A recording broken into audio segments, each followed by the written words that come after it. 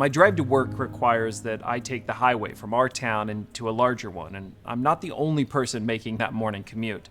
The quiet country road where we live gives way to a packed freeway with all of us heading the same direction. I sometimes look out the window at all those cars and think about how every one of them represents an actual person. A person with their own life, their own family, their own job and bank account, and failures and dreams.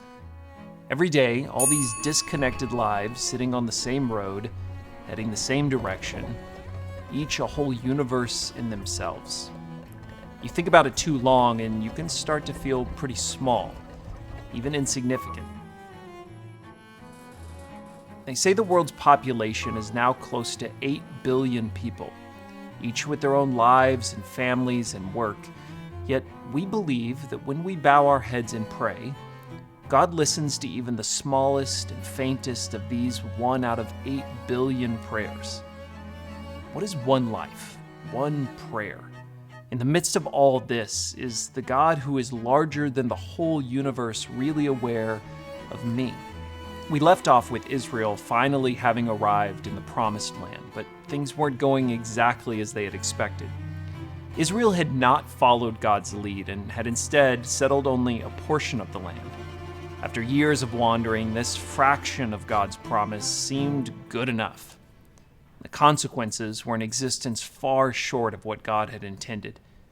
Israel was constantly attacked and outnumbered by their neighbors, never able to find the rest they had anticipated. One story tells us about the raids of the Midianites.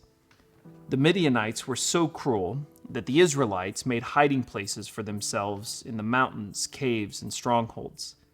Whenever the Israelites planted their crops, marauders from Midian, Amalek, and the people of the east would attack Israel. They left the Israelites with nothing to eat, taking all the sheep, goats, cattle, and donkeys. It's in the middle of this chaos, Israel's daily desperation to survive, that we're introduced to a single man named Gideon. It doesn't take long for us to realize that Gideon is not a major player in the moving parts of this ancient world. In fact, Gideon was found processing a handful of wheat in the pit of a wine press alone. Now, in the ancient world, grain was usually processed on the tops of hills, open places, allowing the chaff to blow away. But Gideon, terrified of being seen by the Midianites, does his work instead in a hole in the ground. A single Israelite hiding in a hole. A man just trying to survive his routines. Just one man. But suddenly an angel of the Lord appeared to him. The angel's words are hard to believe. The angel of the Lord appeared to him and said, "Mighty hero, the Lord is with you."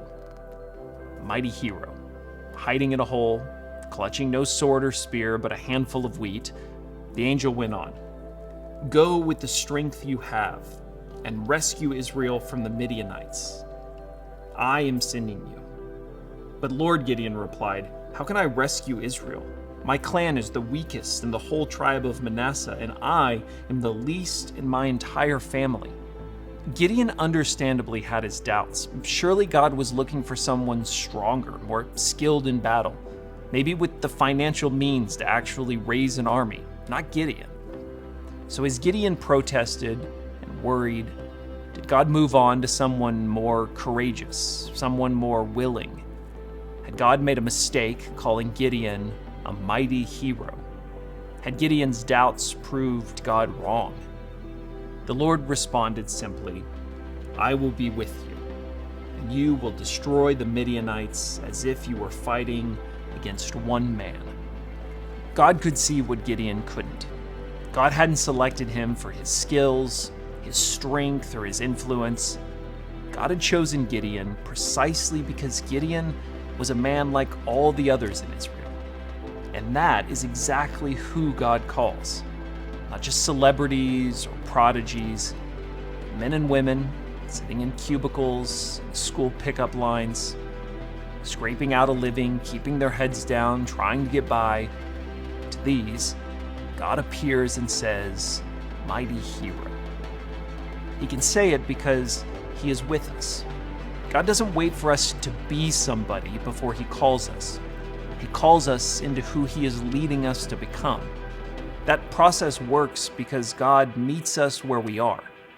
A student walking alone through the halls, a parent late night at a dining room table trying to sort out bills, jogging on the treadmill, or hiding in some hole in the ground.